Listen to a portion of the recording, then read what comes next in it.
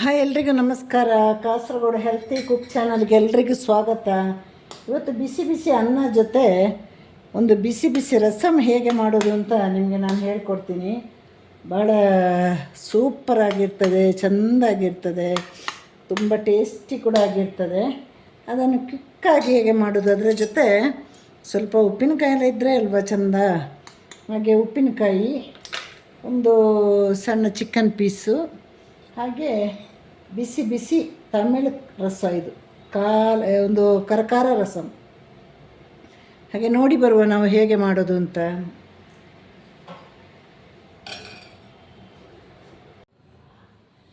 ಇವತ್ತು ಖಡಕ್ಕಾದ ಒಂದು ನಾಟಿ ಟೊಮೆಟೊ ರಸವನ್ನು ಹೇಗೆ ಮಾಡೋದು ಅಂತ ನಿಮಗೆ ನಾನು ಹೇಳ್ಕೊಡ್ತೇನೆ. ಇದು ನನ್ನ ಫ್ರೆಂಡ್ ಕಲಿಸಿರುವಂತಹ ಒಂದು ಸೂಪರ್ ಟೇಸ್ಟಿ ರಸಂ. ತೊಳೆದ ಟೊಮೆಟೊವನ್ನು ಕತ್ತರಿಸಬೇಕು. ನೋಡಿ, ನಿಮಗೆ ಬೇಕಾದ ಅಳತೆಗೆ ಕತ್ತರಿಸಿ ಇದನ್ನು ಹೀಗೆ ಕತ್ತರಿಸಬೇಕು. ಈಗ 10 ನಿಮಿಷ ಒಳ್ಳೆ ಬಿಸಿನೀರು ಹಾಕಿಡಬೇಕು. ಇದಕ್ಕೆ ಒಂದು 10 ನಿಮಿಷ ಹಾಕಿದರೆ ಸಾಕು. ಟೊಮೆಟೊ ಹುಳಿ ಆದ್ರೂ ಸ್ವಲ್ಪ ಹುಳಿ ತಗೊಂಡು ಅದಕ್ಕೂ ಕೂಡ ಬಿಸಿನೀರು ಹಾಕಿಡಿ. ಒಂದು 10 ನಿಮಿಷ ಹೀಗೆ ಇರಲಿ. ಈಗ ತಣ್ಣದಿದೆ, ಇದನ್ನು ಚೆನ್ನಾಗಿ ಕಿವುಚಬೇಕು. ನೋಡಿ, ಹೀಗೆ ಹಾಗೆ ಒಂದು 5 ನಿಮಿಷ ಹೀಗೆ ಕಿವುಚಬೇಕು. ಮೊದಲು ಕೈಯನ್ನು ಚೆನ್ನಾಗಿ ತೊಳಿಬೇಕು ಮಾರಾಯರೆ. ನೋಡಿ, ಇದು ಕಿವುಚಿ ಆಯಿತು. ಇನ್ನು ಈ ಹುಣಸೆ ಹಣ್ಣು ಇದೆ ಅಲ್ವ, ಹುಳಿ ಅಂತ ಹೇಳ್ತೇವಲ್ವ ನಾವು, ಈ ಕಡೆ ಎಲ್ಲ ಹುಣಸೆ ಹಣ್ಣು ಅಂತಲೇ ಹೇಳೋದು, ನಾವು ಹುಳಿ ಅಂತ ಹೇಳ್ತೇವಲ್ಲ. ಈ ಹುಳಿಯನ್ನು ಕಿವುಚಿ, ಇದರ ಹುಳಿ ಹಾಕಬಾರ್ದು, ಬರೀ ನೀರನ್ನು ಇದಕ್ಕೆ ಹಾಕಬೇಕು. ಈ ಟೊಮೆಟೊ ಕಿವುಚಿದ್ದಕ್ಕೆ ಬರೀ ಹುಳಿಯ ನೀರನ್ನು ಮಾತ್ರ ಹಾಕುವ. ನಾನು ಹುಳಿ ನೀರಲ್ಲಿ ಹಾಕೋ ಮೊದಲು ತೊಳೆದಿದ್ದೇನೆ. ಎಂತಂದರೂ ಇವಾಗ ತೊಳೆಯುವಂಥ ಪರಿಸ್ಥಿತಿ ಬಂದಿದೆ ನಮಗೆ. 1-2-3 ಬ್ಯಾಡಾಗಿಲ್ಲ ಅಂದರೆ ಗುಂಟೂರು ಮೆಣಸಿನಕಾಯಿ ಹಾಕಿ, ಹಾಗೆ ಕೊತ್ತಂಬರಿ ಬೀಜ ಹಾಕಿ, ಹಾಗೆ ಸ್ವಲ್ಪ ಕರಿಮೆಣಸಿನ ಕಾಳು ಹಾಕಿ, ಹಾಗೆ ಸ್ವಲ್ಪ ಜೀರಿಗೆ ಹಾಕಿ ಇದನ್ನು ಕುಟ್ಟಿ ಪುಡಿ ಮಾಡಬೇಕೀಗ. ಕುಟ್ಟಿ ಪುಡಿ ಮಾಡಿದರೆ ರಸಮ್ ಬೇರೆ ಟೇಸ್ಟ್.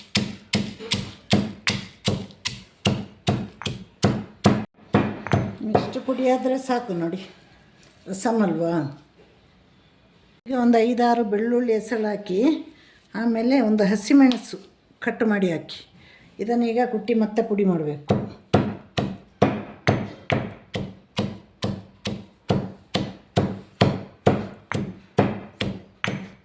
ಇದು ನ್ಯಾಚುರಲ್ ರಸಮ್.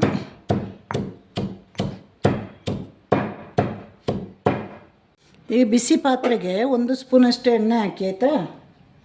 ಬಿಸಿ ಆಗಬೇಕು ಪಾತ್ರೆ. ನಂತರಲ್ಲಿ ಸ್ವಲ್ಪ ಸಾಸಿವೆ ಕಾಳು ಹಾಕಿ, ಆಮೇಲೆ ಒಣಗಿದ ಮೆಣಸಿನಕಾಯಿ ಹಾಕಿ.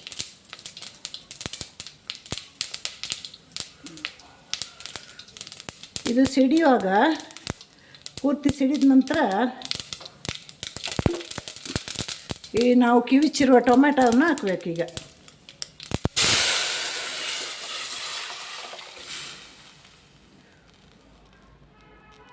ಸ್ವಲ್ಪ ನೀರನ್ನು ಕೂಡ ಸೇರಿಸಿ, ತುಂಬ ಗಟ್ಟಿ ಆಗಬಾರ್ದು. ಈಗ ಉಪ್ಪನ್ನು ಕೂಡ ಸೇರಿಸಿ.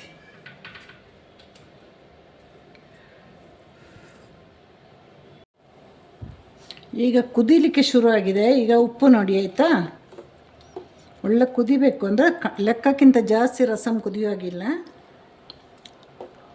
ಒಂಚೂರು ಉಪ್ಪು ಕಮ್ಮಿ ಇದೆ, ಸ್ವಲ್ಪ ಉಪ್ಪು ಹಾಕುವಲ್ವ. ಇವಾಗ ಕುದಿಯುವಾಗ ಮಸಾಲೆ ಕೂಡ ಹಾಕಬೇಕು. ನಾವು ಕುಟ್ಟಿ ಪುಡಿ ಮಾಡಿದ ಮಸಾಲೆ ಉಂಟಲ್ಲ, ಅದನ್ನು ಕೂಡ ಸೇರಿಸಬೇಕು. ಕುದಿಬೇಕು, ಕುದಿಯುವಾಗ ಹಾಕಬೇಕು.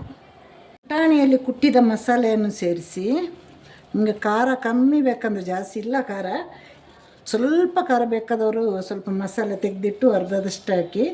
ನಾನು ಸರಿಯಾಗಿ ಹಾಕಿದ್ದೇನೆ. ಹಾಗೆ ಈಗ ಕರಿಬೇವು ಸೊಪ್ಪು ಹಾಕಿ ಒಂದು 5 ನಿಮಿಷ ಅಷ್ಟೇ ಕುದೀಲಿ. ಅದಕ್ಕಿಂತ ಜಾಸ್ತಿ ರಸಮ್ ಕುದಿದರೆ ಅದರ ರುಚಿ ಹೋಗುದಂತೆ, ಹಿರಿಯರ ಮಾತಿದು. ಟೊಮೆಟೊ ಬೇಯುವಷ್ಟೇ ಕುದೀಲಿ.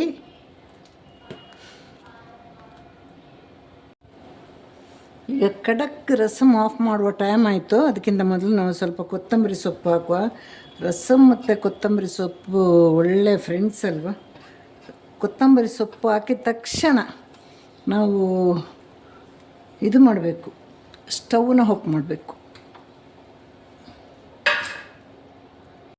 ನಾವೀಗ ಇದನ್ನು ಚಿಕ್ಕ ಪಾತ್ರೆಗೆ ಹಾಕಿ ಮುಚ್ಚಿಡುವ ಆಯಿತಾ. ಯಾಕೆಂದರೆ ಕುದಿದು ಬೀಳಬಾರ್ದು ಅಂತ ನಾನು ದೊಡ್ಡ ಪಾತ್ರೆಯಲ್ಲಿ ರಸಮ್ ಮಾಡಿದೆ. ಇವಾಗ ನೋಡಿ ನಮ್ಮ ರಸಮ್ ರೆಡಿ. ಸೂಪರ್ ಆಗಿರುವ ರಸಮ್ ನೋಡಿ, ಎಲ್ಲರೂ ಮನೆಯಲ್ಲಿ ಮಾಡಿ ನೋಡಿ. ಹಾಗೆ ನನ್ನ ಈ ಒಂದು ಅಡುಗೆ ಚಾನಲ್ಗೆ ನಿಮ್ಮದೆಲ್ಲ ಪ್ರೀತಿ ಸಪೋರ್ಟ್ ಎಲ್ಲವೂ ಇರಲಿ. ಒಳ್ಳೊಳ್ಳೆ ಅಡುಗೆಯೊಂದಿಗೆ ನಾನು ಬರ್ತೀನಿ, ಸುಲಭದ ಅಡುಗೆಯೊಂದಿಗೆ ಬರ್ತೀನಿ. ಎಲ್ಲರಿಗೂ ಕೂಡ ಟಾಟಾ ಬಾಯ್, ಸಿ ಯು, ಟೇಕ್ ಕೇರ್.